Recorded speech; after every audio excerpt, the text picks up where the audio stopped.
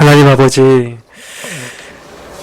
죄와 허물로 인해 영원히 멸망해야 했던 자들을 버려두지 않으시고 오직 그리스도 안에서 한없는 긍휼과 자비를 베푸사 우리의 모든 죄를 씻기시고 의롭다 하시며 또 양자로 삼으셔서 이제까지 우리를 지키시고 보호해 주신 은혜의 중심으로 감사를 드립니다.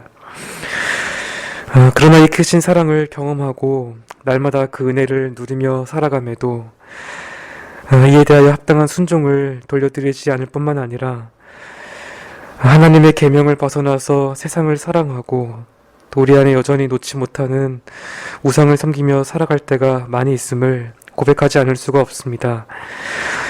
우리 스스로만으로는 감히 거룩하신 하나님 앞에 설 수 없겠사오나 오직 그리스도의 공로만을 의지하여서 믿음으로 나아가오니 이 시간 다시 한번 우리의 죄악을 보혈로 씻으시고 우리 내면의 양심과 또 의지를 새롭게 하여 주시기를 구하옵나이다. 특별히 이 일을 우리 안에서 이루시는 가운데에 성령 하나님께서 주의 거룩한 말씀을 은혜의 방편으로 사용하실 것을 믿사오니 이 시간 우리 모임 가운데에 함께 하시고 그리스도를 닮아가고자 하는 갈망을 우리 안에 새겨주셔서 이전보다 더 나은 순종의 모습으로 남은 때를 살아갈 수 있도록 은혜 베풀어 주옵소서.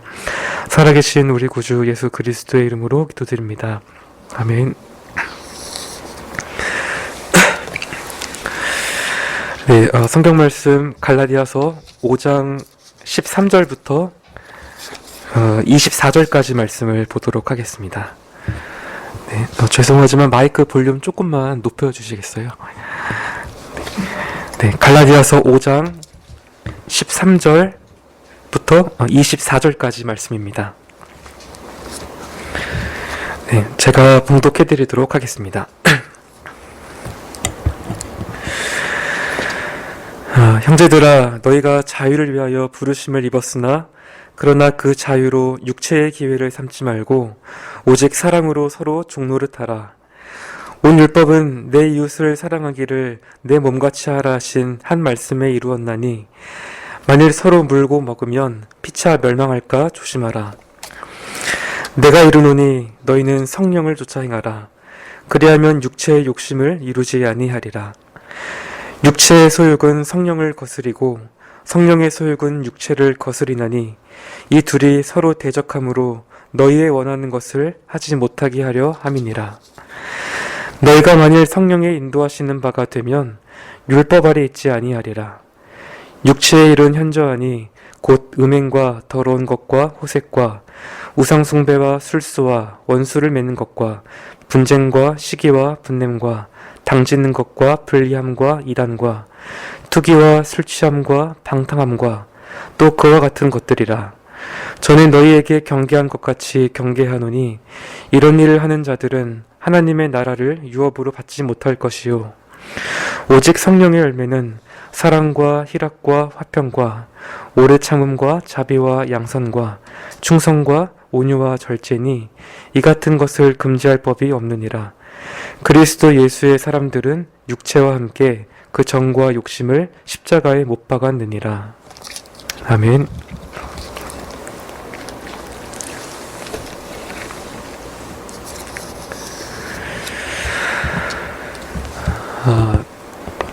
바울이 이 거짓 교사들에 대항하여서 이 심혈을 기울인 논증이 이제 끝이 났습니다.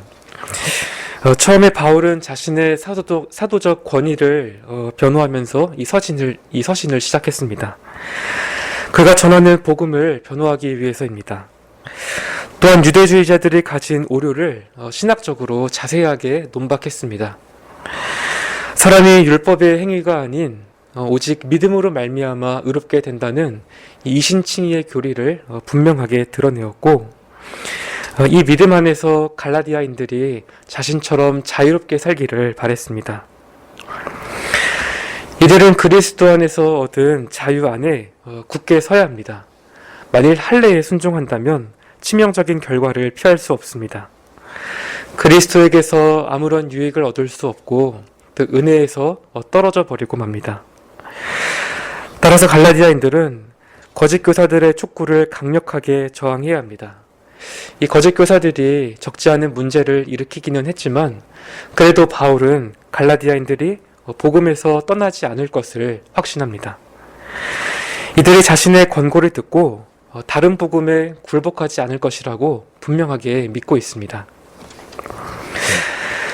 지난 본문이었던 5장 전반부에서 바울은 그리스도께서 주신 자유 안에 굳게 서기 위하여서 경계해야 할 것들을 주로 말했습니다.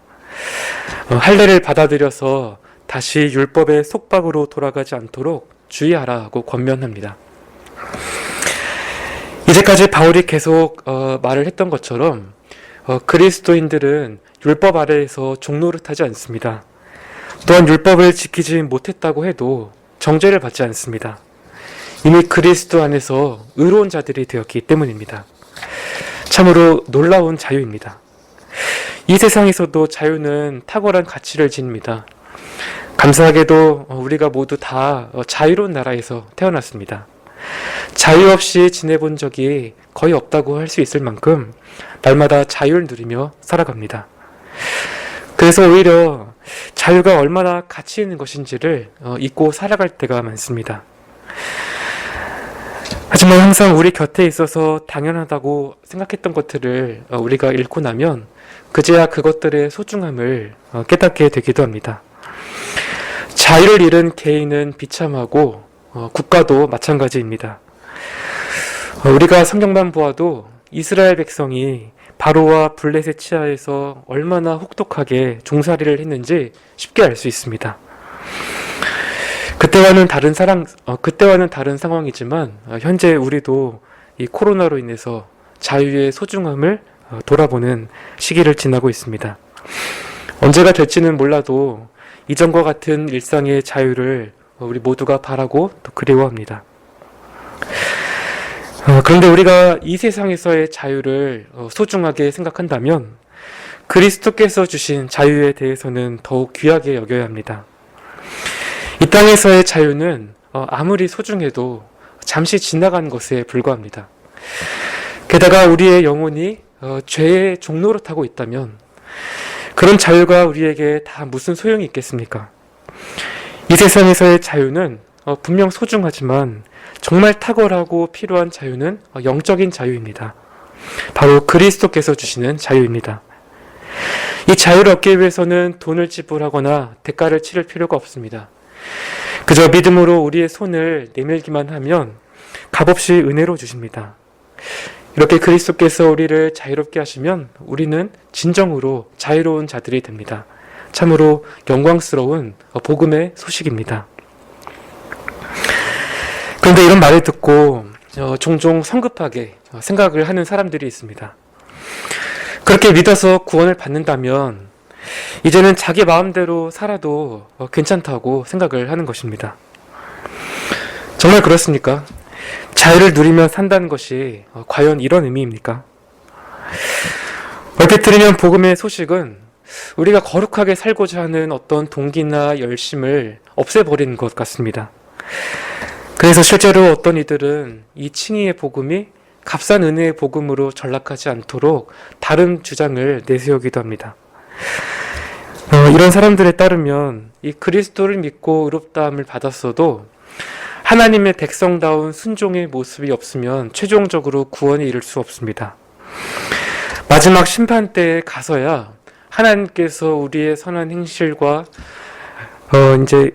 우리의 맺은 열매들을 보시고 최종적인 구원을 그때서야 선언하시기 때문입니다. 그때까지 우리의 구원은 유보되기 때문에 어느 누구도 구원을 확신할 수 없습니다.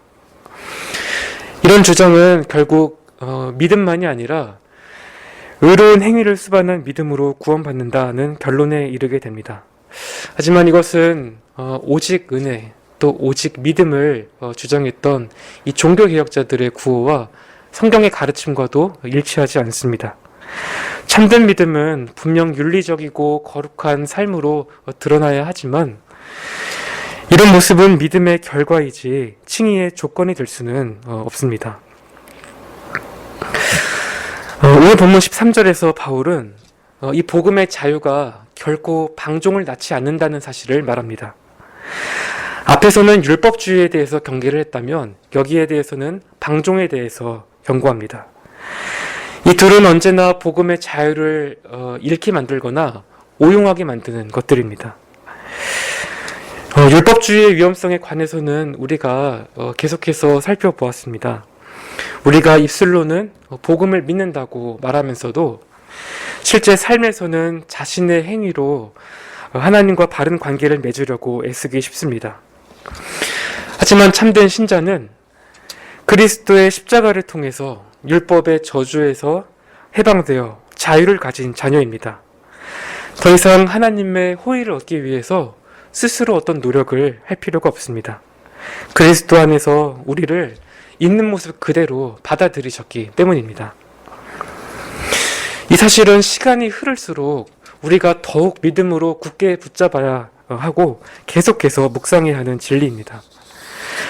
그럴 때 우리 마음은 하나님의 무한하신 사랑 앞에서 한없는 감사와 기쁨으로 벅차오르게 됩니다. 또 이전에 경험하지 못했던 이 진정한 자유를 맛보며 위로와 평안 가운데 살아갈 수 있습니다. 그런데 한편으로 이 거듭난 신자에게는 여전히 육체를 따라 살 가능성이 남아 있습니다. 그래서 바울은 자유를 육체의 기회로 삼지 말라라고 경고합니다. 이 자유를 방종으로 뒤바꾸지 말라는 말입니다. 이 자유와 방종은 서로 다릅니다.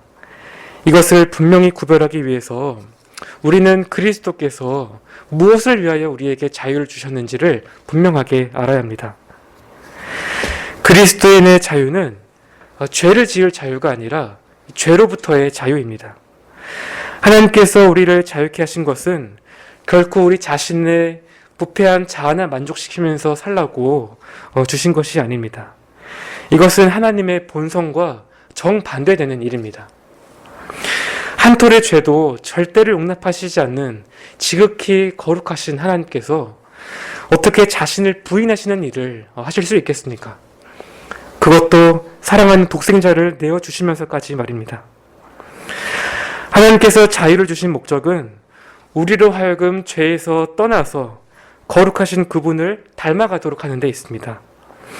이런 부르심의 목적을 우리가 알지 못한다면 아무리 은혜로 구원을 받았어도 한순간의 방종으로 치닫게 됩니다. 그런 자들은 하나님 앞에서 마땅히 두려워하고 떨어야 합니다. 왜냐하면 이런 행위는 죄를 위하여 십자가에 달리신 그리스도를 조롱하는 일일 뿐만 아니라 이 아들을 보내신 하나님마저 정면으로 모욕하는 행위이기 때문입니다.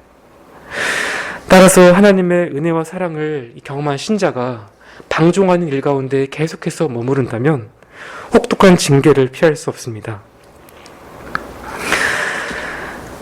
그렇다면 진정한 이 자유는 구체적으로 우리 안에서 어떤 모습으로 나타나야 하겠습니까? 바울은 이 자유를 가지고 사랑으로 서로에게 종노릇하라고 말합니다.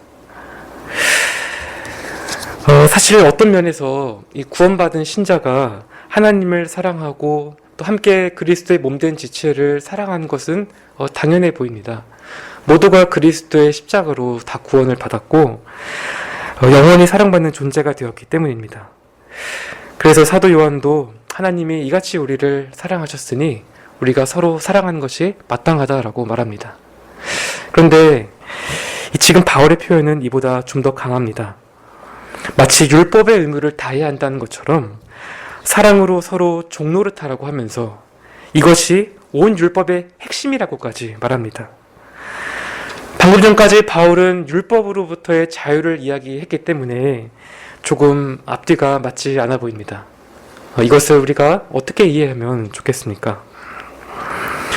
이 바울의 말은 일종의 역설적인 표현입니다. 우리 그리스도인과 이 율법의 관계가 이와 같은데 어떤 면에서는 율법을 지킬 의무가 없지만 또 어떤 면에서는 율법을 지킬 필요가 있습니다. 먼저 그리스도인이 율법에서 자유롭다 하는 의미는 우리가 하나님과의 관계에서 생각을 해봐야 합니다. 우리가 하나님께 받아들여지기 위해서 필요한 것은 무엇입니까? 스스로 율법에 순종하려는 행위가 아니라 율법의 저주를 대신 담당하신 그리스도를 믿는 믿음만이 필요합니다. 그런데 이 말은 우리에게 율법을 아예 무시하거나 불순종할 자유가 있다라는 그런 의미는 아닙니다. 율법을 지킬 의무가 없어진 것은 오직 이 구원의 문제하고만 관련해서 그렇습니다. 그것이 불가능하기 때문입니다. 하지만 구원받은 이후에는 오히려 이전보다 우리에게 율법을 지켜야 할 이유가 더 많이 생겼습니다. 왜냐하면 우리가 하나님의 사랑을 받는 자녀가 되었기 때문입니다. 부모의 사랑을 받는 자녀가 당연히 부모의 뜻을 존중하려고 하지 않겠습니까? 이와 마찬가지로 하나님의 사랑받는 자녀가 된 우리도 하나님의 뜻과 성품을 반영하는 이 율법을 존중해야 합니다. 이 율법은 예수님의 말씀처럼 하나님 사랑과 이웃 사랑 안에서 성취됩니다. 그래서 우리가 사랑 안에서 서로 종노릇 한다면 구약의 율법을 성취하는 동시에 신자로서 우리의 의무를 다하는 셈이 됩니다. 혹시 오늘 본문에서 왜 바울이 하나님 사랑을 말하지 않고 이 이웃 사랑에만 제한하여서 율법의 성취를 말하고 있는지 의문이 드실지도 모르겠습니다. 바울이 예수님의 가르침과 어떤 다른 내용을 얘기를 하는 것은 아닙니다. 십계명의 첫째 돌판과 이 둘째 돌판은 사람이 인위적으로 분리하거나 나눌 수 없습니다. 사실 하나님 사랑과 이웃 사랑은 서로 매우 긴밀하게 연결되어 있습니다. 성경에는 하나님 사랑이 이웃 사랑으로 표현된다라고 하는 이런 내용을 지지하는 말씀이 많이 등장합니다. 이런 점에서 하나님을 참되게 사랑하는 사람만이 이웃도 사랑할 수 있습니다. 하지만 이웃을 사랑한다고 하면서도 그 사람 안에 하나님에 대한 사랑이 없다면 진정한 사랑이라고 할 수 없습니다. 사랑은 오직 하나님께만 속한 것이기 때문입니다. 이웃 사랑은 언제나 하나님 사랑과 함께합니다. 다만 바울이 이웃 사랑만 언급한 이유는 지금 이 갈라디아 교회 내의 상황과 관련이 있어 보입니다. 그들 중에서 이미 방종하는 자들이 생겨나서 이 교회 안에서 불화를 일으키고 있기 때문인 것으로 보입니다. 이 15절의 경고도 이런 점을 암시하고 있습니다. 만일 서로 물고 먹으면 피차 멸망할까 조심하라. 이 방종은 이 죄를 범하는 그 사람을 이 종의 상태로 끌고 가기도 하지만 신자 간의 분열을 낳기도 합니다. 자유라는 명분으로 거리낌 없이 우리가 죄를 범하기 시작할 때 교회는 큰 상처를 입습니다. 마치 서로 죽이기 위해서 물고 먹는 이 짐승들처럼 변해버리는 것은 시간 문제입니다. 신자 간에 벌어지는 이런 일들은 영적인 자살 행위와도 같습니다. 더 이상 교회를 통해 복음이 증거될 수 없습니다. 이 복음의 능력이 드러나지 않기 때문입니다. 또한 죄를 품고 있기에 하나님께서 받으실 만한 기도를 드릴 수 없습니다. 이렇게 교회가 모든 자정 능력을 모두 잃고 나면 그 다음 단계는 무엇입니까? 세상에 짓밟혀서 조롱과 수치를 당하는 일밖에 남지 않습니다. 기독교 역사를 보면 수없이 많은 교회들이 이 파벌과 분열을 반복했습니다. 너무나 안타까운 것은 지금 이 시대의 교회들도 이러한 전철을 밟고 있다라는 사실입니다. 따라서 이 복음의 자유가 반드시 사랑의 실천으로 귀결되어야 한다라는 이 말씀은 지금 우리에게 매우 시의적절한 메시지입니다. 복음은 정말 우리에게 엄청난 자유를 가져다 줍니다. 그런데 이 복음을 통해서 십자가에 달리신 주님을 정말 만난 사람이라면 결코 아무렇게나 죄를 지으려는 마음을 가질 수 없습니다. 그러기에는 도무지 부인할 수 없는 하나님의 크신 사랑을 경험했기 때문입니다. 나의 어떠함에도 불구하고 하나님의 사랑은 여전히 변함없다는 사실을 우리가 깨달을수록 우리는 더 이상 죄에서 만족을 구하려 하지 않을 것입니다. 오히려 죄의 습관들을 하나씩 제거해 나가려고 하기 시작할 것입니다. 그리고 주님을 위해서 어떻게 자유를 사용할 것인지를 고민하게 될 것입니다. 그 답은 율법이 주어진 이 원래 의도에서 발견할 수 있습니다. 바로 하나님을 사랑하는 마음으로 다른 사람을 섬기는 일입니다. 즉 우리는 어떻게 해야 다른 이들을 이 복음과 일치하는 방식으로 돕고 세울 수 있을지를 끊임없이 고민하고 실천해야 합니다. 우리의 가정에서 또 우리 교회에서 우리 일터에서 이런 고민과 노력이 계속되어야 합니다. 어떻게 해야 우리의 자녀들을 그리스도에게로 이끌 것인가? 어떻게 해야 교회 연약한 지체들을 도울 것인가? 여기에 어떤 정해진 특별한 매뉴얼은 없습니다. 하지만 진정으로 다른 이들을 사랑하는 이 마음은 어떠한 역경이 와도 반드시 자신이 할 일을 해내고야 맙니다. 혹시 누군가 이런 일들이 여전히 어떤 속박처럼 들린다라고 말한다면 그 사람은 아직 진정한 자유가 무엇인지 이해하지 못한 것입니다. 그렇다면 자신의 마음이 이기적인 욕구에 매여 있지는 않은지 한번 점검해 볼 필요가 있습니다. 바울은 이어지는 16절에서 이 자유로 부르심을 받은 것과 이 사랑을 실천하는 일이 무엇인지를 계속 설명해 나가기 시작합니다. 여기에 우리가 절대로 잊지 말아야 하는 중요한 진리가 있습니다. 조금 전까지 말씀드린 이 모든 일들이 우리의 삶에서 실제로 이루어지기 위해서는 한 가지 전제 조건이 필요합니다. 바로 우리 안에 내주하시는 성령님을 따라 행해야 한다라는 사실입니다. 이것을 강조하기 위해서 이 헬라어 본문에서도 이 강조의 가정법이 사용되고 있습니다. 육체의 욕심에서 자유롭게 되는 길은 오직 성령을 인하여서 거룩해지는 방법밖에 없습니다. 성령님만이 우리가 율법주의나 방종에 빠져서 자유를 잃지 않도록 도와주십니다. 그런데 이 말은 단순히 성령께서 우리가 바르게 행하기 위한 어떤 수단이나 도구 정도라는 의미가 아닙니다. 오히려 성령께서는 주도적으로 우리의 삶을 지시하시고 또 힘과 능력을 주십니다. 물론 이때 우리의 역할도 필요합니다. 그래서 본문에서도 성령을 쫓아 행하라고 명령합니다. 이 행하라는 헬라어 단어도 우리가 성령님께 항상 복종해야 될 그런 필요성을 나타내고 있습니다. 이렇게 볼 때에 이 구절에는 이 하나님의 도우심과 인간의 선택 사이에 긴장이 존재합니다. 성령께서는 언제나 우리가 하나님의 뜻을 따라 살아갈 능력을 주기를 원하시고 또 실제로 그렇게 하십니다. 우리가 성령께 복종하는 한 계속해서 육체의 욕심을 죽일 수 있습니다. 관건은 우리 편에서 과연 성령을 따라 사는 것을 선택하느냐 하는 것입니다. 여러분께서는 죄의 유혹이 나의 부패한 본성을 자극할 때에 어떻게 대처를 하고 계십니까? 다시 말씀을 드리면 우리는 성령을 쫓아 행함으로써 이 육체의 욕심에 대항하여 싸울 그런 자세를 갖추고 있는가라는 그런 질문입니다. 몇 년 전에 이 미국의 이 아마존에서 53주간 연속으로 베스트셀러를 차지했던 책이 있습니다. 이 신경끄기의 기술이라는 이 제목의 책인데 우리나라에서도 번역이 되어서 여전히 인기를 얻고 있습니다. 이 책에서 저자가 말하는 그 내용 중에 일부를 요약하면 이렇습니다.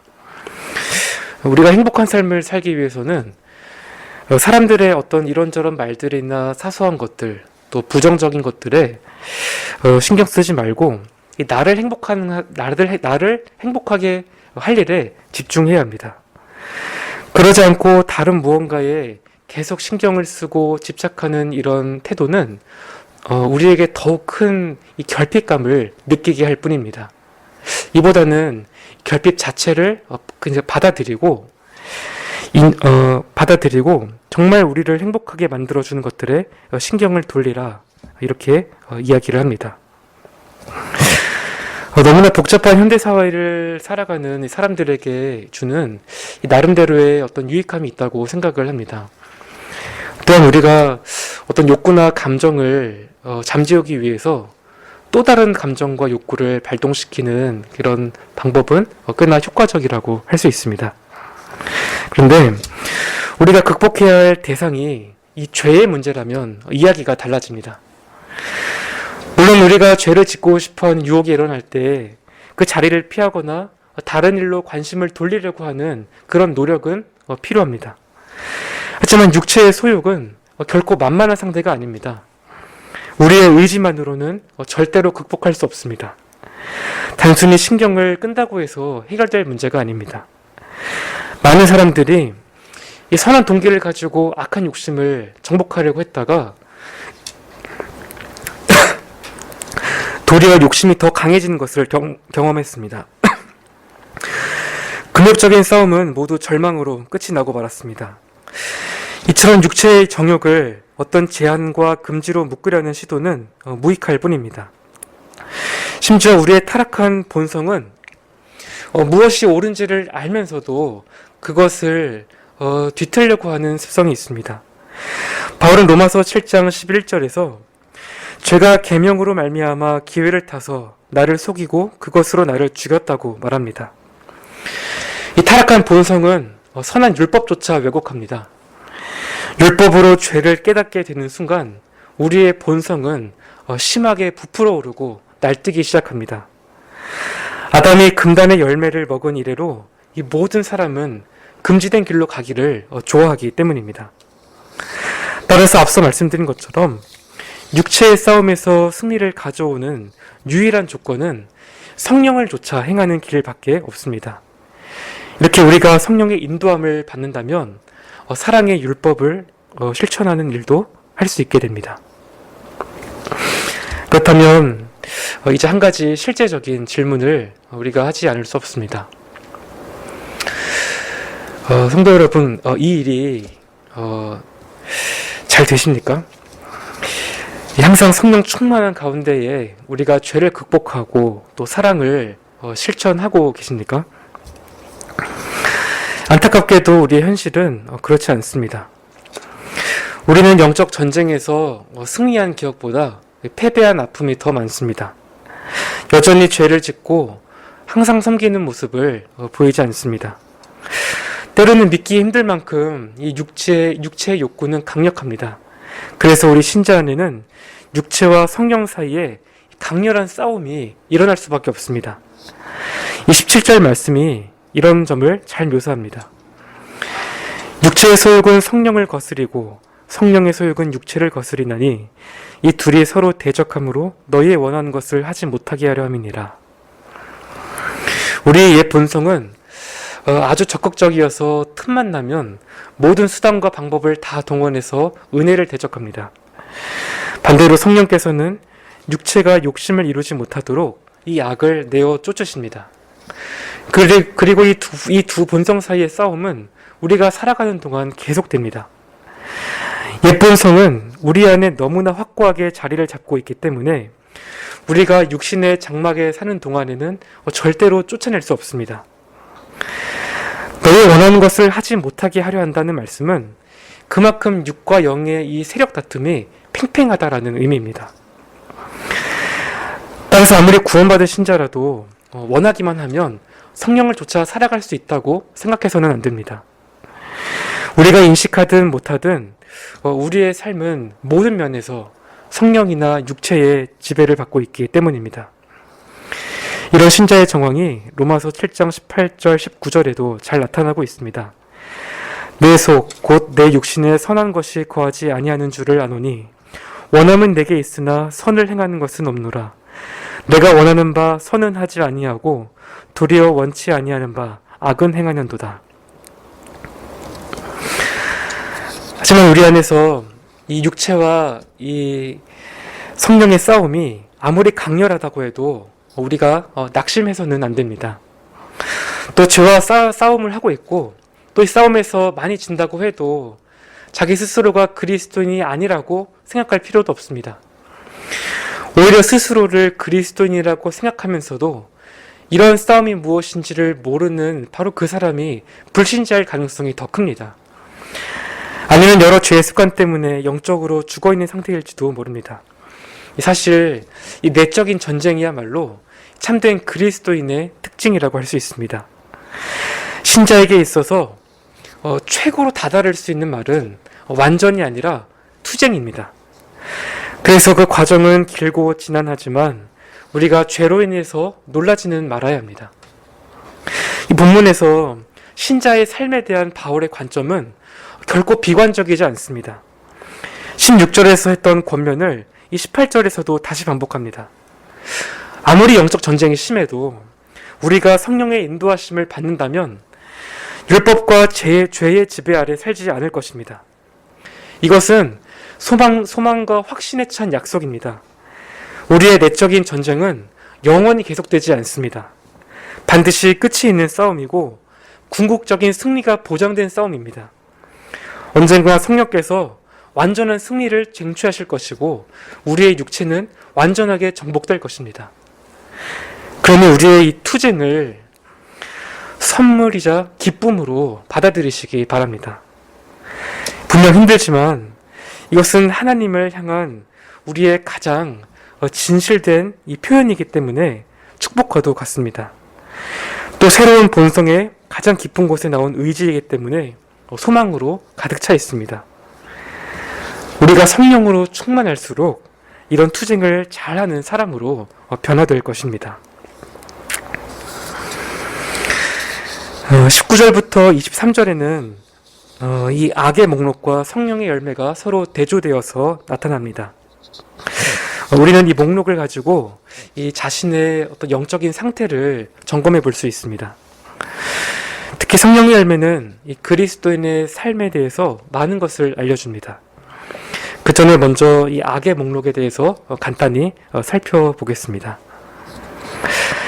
바울은 육체의 일을 분간하는 것이 그렇게 어렵지 않다고 말합니다.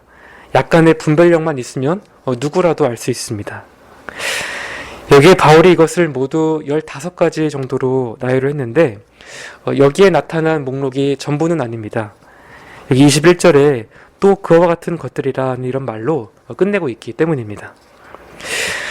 다만 바울이 열거한 이 죄목들은 크게 몇 가지 그룹으로 나누어 볼 수 있을 것 같습니다. 대부분의 성경학자들이 이 목록을 보통 4가지 정도로 구분합니다.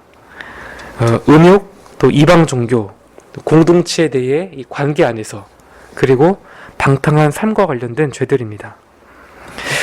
먼저 음행과 더러운 것과 호색, 이것은 음욕과 연관되어 있습니다. 이 음행은 성경에서 간음으로 불리기도 하는데 주로 결혼하지 않은 사람들 사이의 성관계를 의미합니다. 더러운 것은 성적인 죄로 생기는 불결함을 말하고 호색은 무절제한 성적인 방종을 가리킵니다. 이 3가지가 명확하게 구분되지는 않지만 어떤 형태이든지 간에 이 모든 성적인 범죄를 아우르는 그런 표현이라고 볼 수 있습니다.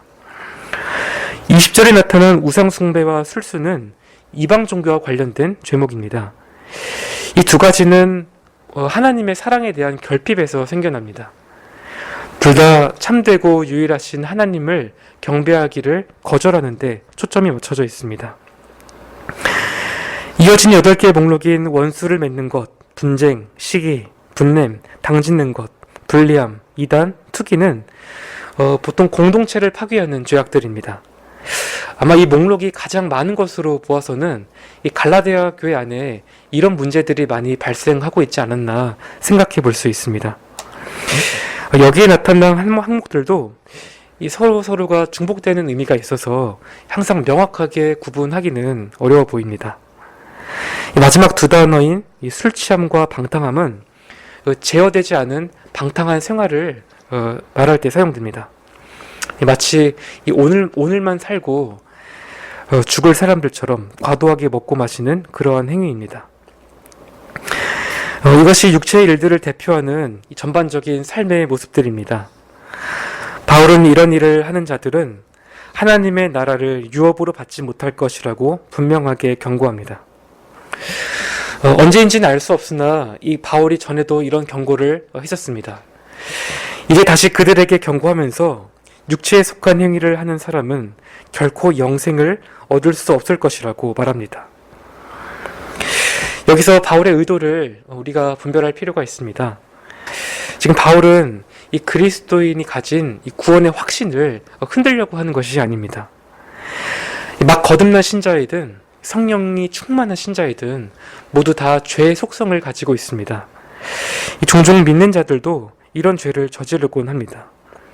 여기 21절에서 이런 일을 하는 자들이라는 이 말은 습관적인 행동을 가리키는 데 사용됩니다. 즉 바울은 죄를 범하는 일이 이 성령을 근심케 한다는 사실을 알면서도 종종 실패하고 회개하는 참된 그리스도인을 향해서 말하고 있지 않습니다. 대신 죄에 지배당하여서 상습적으로 죄를 즐기는 자들에 대해서 말합니다. 계속해서 이런 죄들에 대해 집착하고 안일하게 방관하며 살아간다면 그는 성령을 인도함을 받는 사람이라고 말할 수 없습니다. 따라서 이런 사람들은 경건함과 또 의와 절제인 하나님 나라에 결코 들어갈 수 없을 것입니다. 이와 대조적으로 모든 그리스도인은 성령의 열매를 맺기 위해서 노력해야 합니다. 이 열매는 오직 성령을 조차 행하는 사람들만이 맺을 수 있습니다. 바울은 22절, 23절에서 성령의 열매의 목록을 소개합니다. 어떤 사람들은 이것을 이 세 가지씩 묶어서 사랑, 희락, 화평을 주로 하나님께 대한 우리의 태도로 보고 오래 참음, 자비, 양선은 다른 사람을 향한 것으로 또 충성, 온유, 절제는 이 그리스도인 자신에 대한 것으로 보기도 합니다.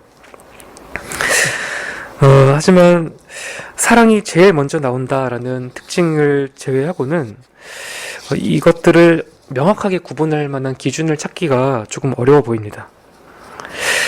여기에 먼저 사랑은 앞부분에서도 강조가 되었던 것처럼 신자의 가장 큰 특징이라고 할 수 있습니다. 이것이 그리스도 안의 새로운 삶을 나타내는 강력한 표지이기 때문입니다. 신약에서 보통 사랑은 어떤 선을 행하거나 모든 덕을 함께 묶는 어떤 근원적인 원리로 제시됩니다.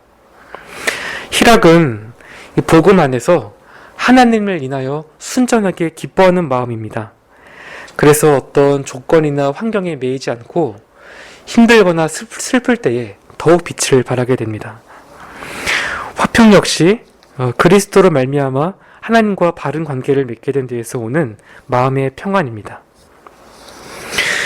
이어서 나오는 것이 오래 참음입니다. 어려운 상황이나 자신을 힘들게 하는 사람 앞에서 평정심을 잃지 않는 모습입니다. 변함없이 한결같고 불평 없이 고난을 잘 이겨내는 특징이 있습니다. 다음으로 자비는 어쩌다 한 번이 아니라 계속해서 주위 사람들에게 하나님의 은혜를 확장시키는 일입니다. 대가를 얻지 못해도 선을 베풀고 실천합니다.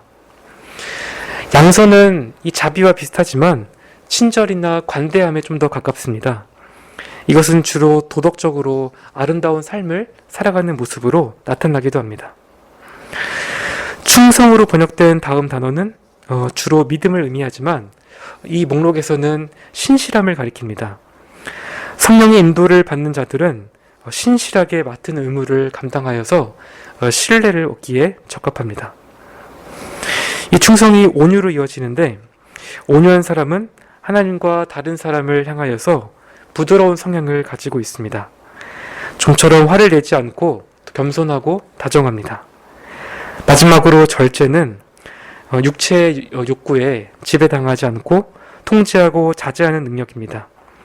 절제하는 사람은 복음의 자유가 자신의 삶에서 방종이 되지 않도록 대항할 수 있습니다.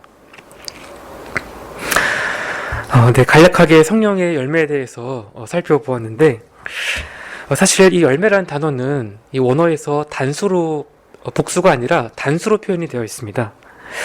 그래서 굳이 우리가 이미지화를 해본다면 서로 각각 맛이 다른 어떤 과일이 아니라 하나의 어떤 다이아몬드에서 서로 다른 면을 비춰주는 그런 모습과도 같습니다.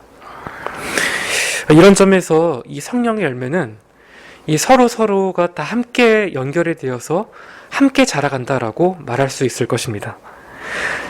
즉, 한 성령 안에서 나타나는 신자의 전체적인 영적 생활의 특징을 말하고 있습니다. 따라서 혹여나 이 열매가 모두 다 따로따로 있는 것처럼 생각하여서 그 중에 어느 하나를 자신의 어떤 개인적인 기질이나 어떤 성품과 동일하게 생각하는 그런 오해는 없어야 하겠습니다.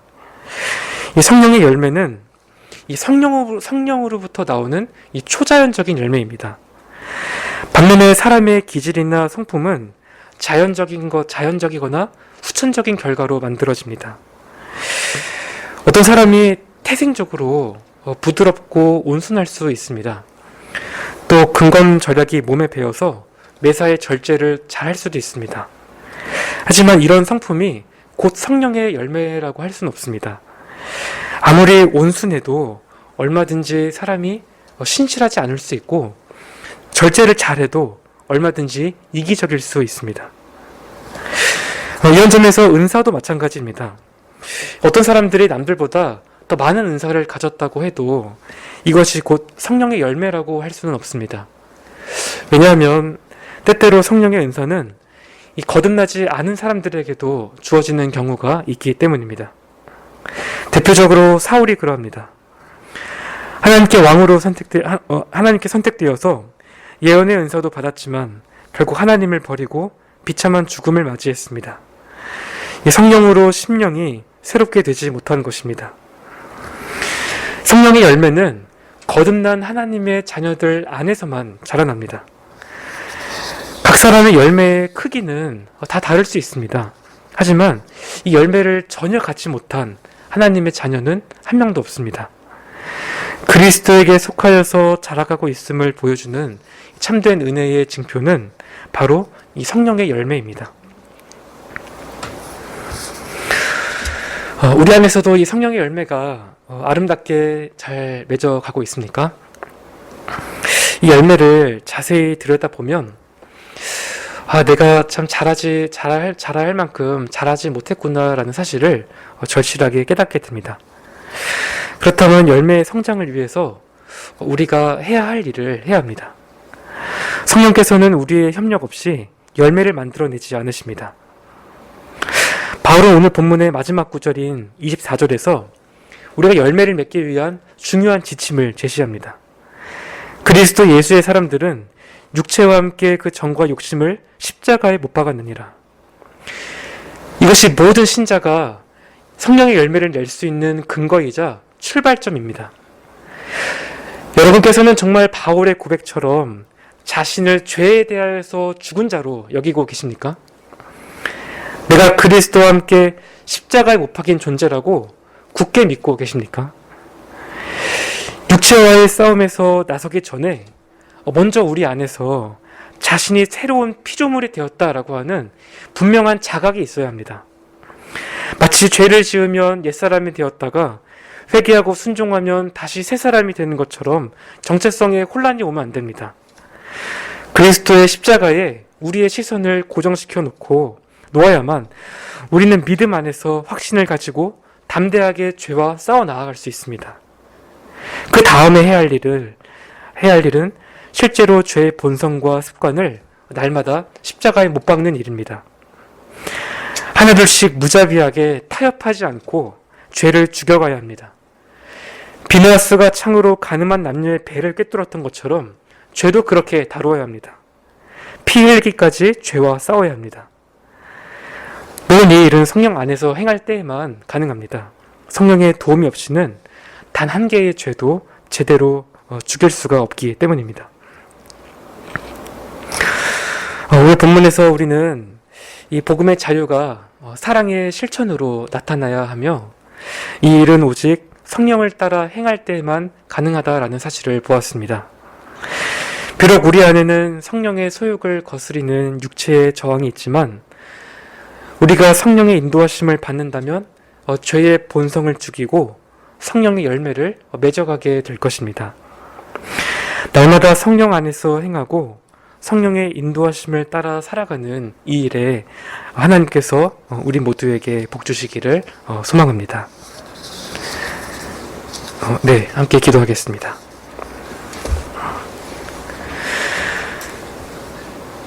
하나님 아버지, 이 시간 주의 말씀을 통해서 복음 안에서 우리에게 주어진 자유가 얼마나 귀하고 가치 있는 것인지 깨닫게 하시고 또 다시금 이 자유를 누리며 살 수 있도록 이끄시는 은혜를 인하여서 감사를 드립니다. 특별히 간구하는 것은 우리가 성령을 따라 행하는 일에 이전보다 더욱 민감해지고 이로써 죄를 죽이는 일을 더 잘할 수 있도록 인도해 주시기를 구합니다.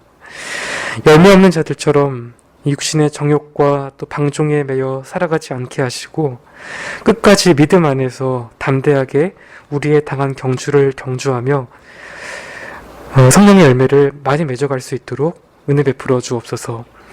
살아계신 우리 구주 예수 그리스도의 이름으로 기도드립니다. 아멘.